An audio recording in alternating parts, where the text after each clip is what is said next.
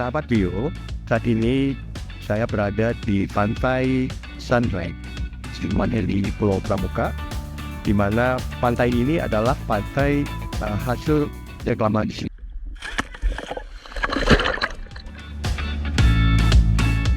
Kepulauan Seribu terkenal dengan keindahan bawah lautnya.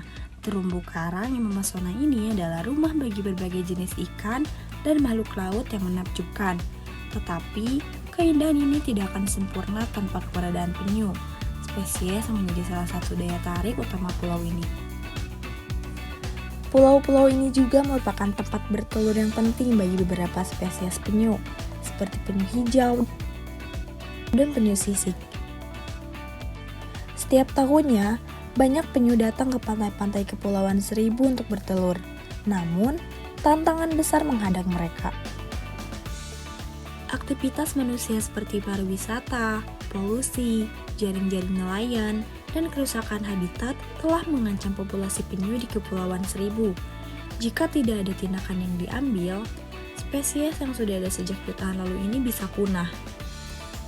Polusi plastik merupakan ancaman serius bagi keberlangsungan hidup penyu. Penyu adalah makhluk laut yang rentan terhadap bahaya ini karena seringkali mereka salah mengira sampah plastik sebagai makanan. Ketika penyu memakan plastik, mereka dapat mengalami penyumbatan saluran pencernaan yang dapat menyebabkan kelaparan, kelemahan, dan bahkan kematian.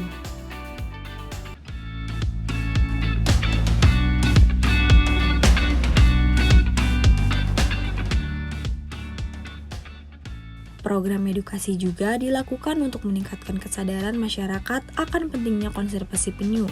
Masyarakat akan diajarkan tentang kehidupan penyu dan betapa pentingnya kita menjaga spesies yang unik ini. Selain itu, upaya konservasi juga dilakukan untuk menjaga ekosistem padang lamun dan rumput laut. Padang lamun dan rumput laut berperan sebagai sumber makanan dan tempat perlindungan bagi penyu.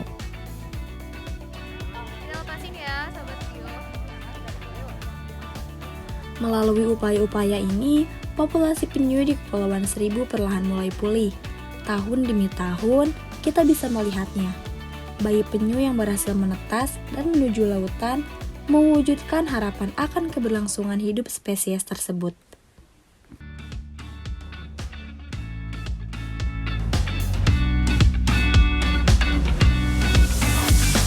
Sobat Bio, kembali lagi di podcast Yamel Biotrop Biosing. Nah, hari ini kita ada di Pulau Pramuka, Kepulauan Seribu.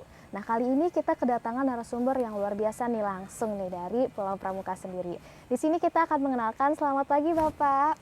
Pagi. Ya, mungkin boleh perkenalan dulu nih Pak.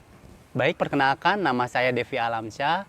Saya Kepala Resort di SPTN 3 Pulau Pramuka, Balai Taman Nasional Kepulauan Seribu. Aku izin tanya-tanya nih Kak. Di sini Siap. kan, di sini kita lagi di Pulau Pramuka nih. Iya. Kayaknya orang tuh udah tahu nih Pulau Pramuka itu salah satu dari entah sekian berapa pulau di Kepulauan Seribu.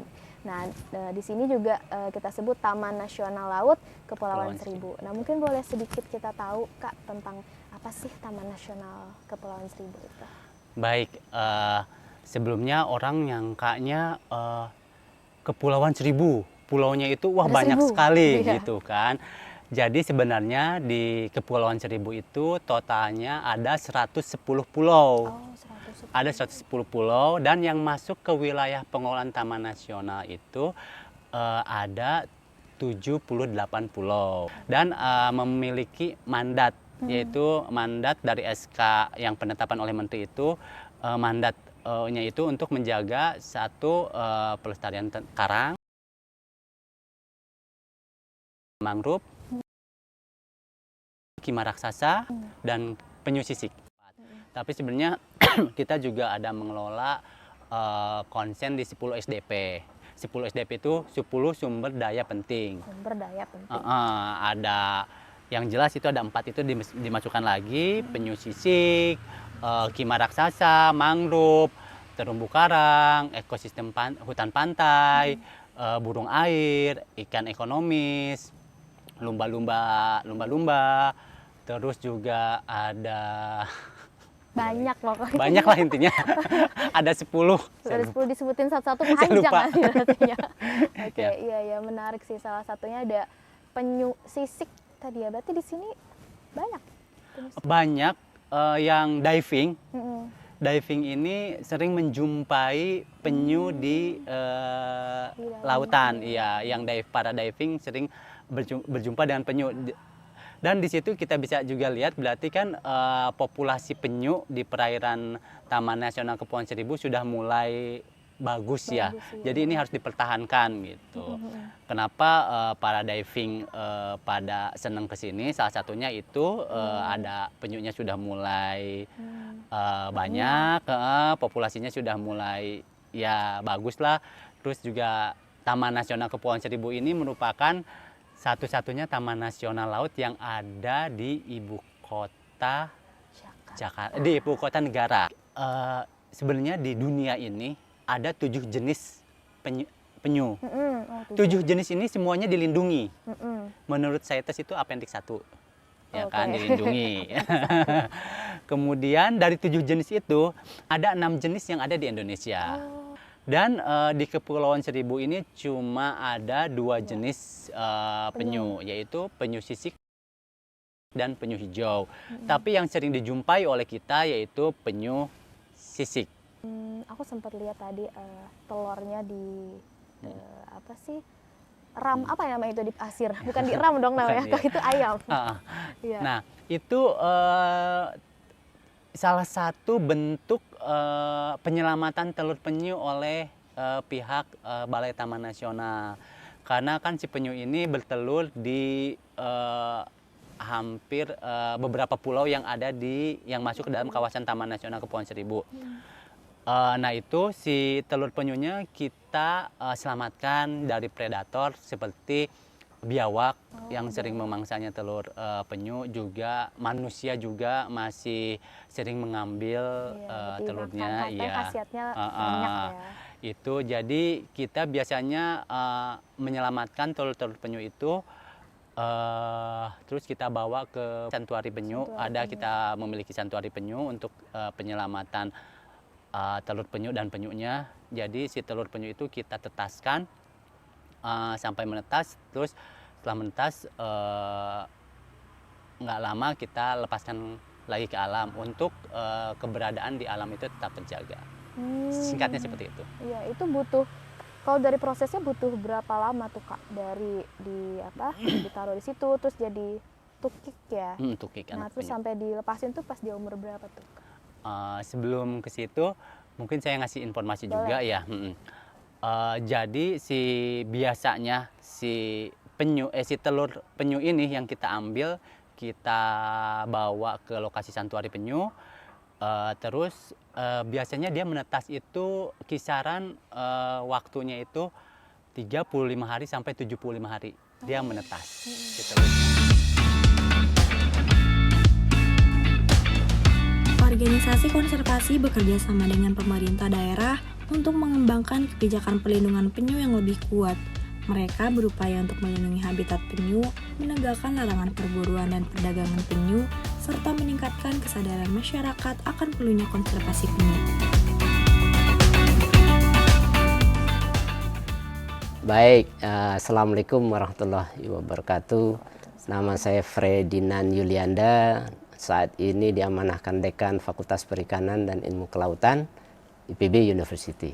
Mungkin Sobat Bio kepo Pak untuk riset atau penelitian yang sudah dilakukan FPIK IPB ini tentang penyu apa Pak? Ya, saya kira kita bersyukur karena ada 6 spesies dari 7 spesies penyu dunia itu ada di Indonesia.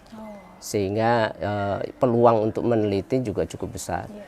Dan ini juga sudah dilakukan sudah puluhan tahun ya, kita melakukan penelitian pada spesies penyu ininya, terutama spesies yang paling populer adalah penyu hijau dan penyu sisik intinya. Nah, kajiannya meliputi dari keberadaan penyu, status populasinya di alam, tempat pendaratan penyu itu sendiri, kemudian status regenerasi dari jumlah telur yang dihasilkan sampai pada pengelolaan habitatnya. Karena penyu ini hidupnya itu ada 2 kelompok ada yang di terumbu karang karena dia pemakan karnivor termasuk dengan karang, ada juga yang di lamun, seagrass ininya. Nah, dia keberadaan habitat ini sangat menentukan keberadaan penyu tentunya. Nah, oleh karena itu lingkup dari penelitian ini kita ambil dari hulu sampai ke hilir supaya mengcover semua kebutuhan yang diinginkan oleh keberadaan penyu.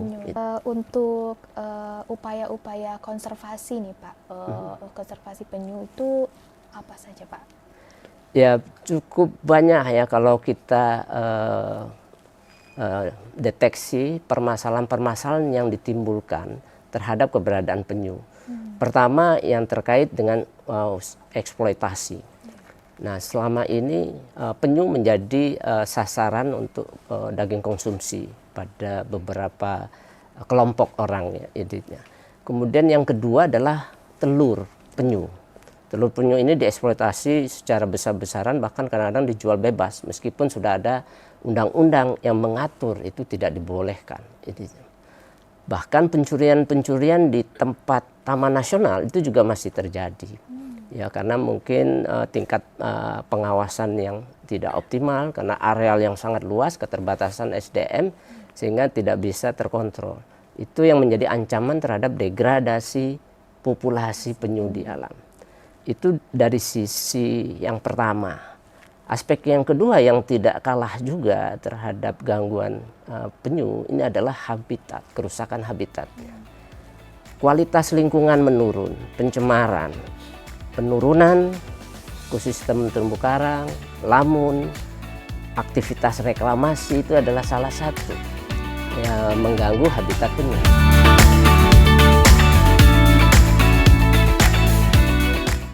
Pengunjung dan wisatawan juga memiliki peran penting dalam konservasi penyu. Dengan mendukung pariwisata bertanggung jawab, mereka membantu mendukung program konservasi dan memberikan manfaat ekonomi bagi masyarakat setempat, sehingga menciptakan insentif untuk melindungi penyu dan habitatnya. Kepulauan Seribu adalah contoh nyata betapa pentingnya upaya konservasi penyu. Melalui kerjasama antara masyarakat, pemerintah, organisasi konservasi, dan wisatawan, pulau ini menjadi tempat perlindungan yang berharga bagi spesies yang rentan ini. Saat kita melangkah maju, marilah kita terus mendukung upaya konservasi penyu dan menjaga keindahan alam Kepulauan Seribu agar tetap lestari bagi generasi mendatang. Bersama, kita bisa membuat perbedaan.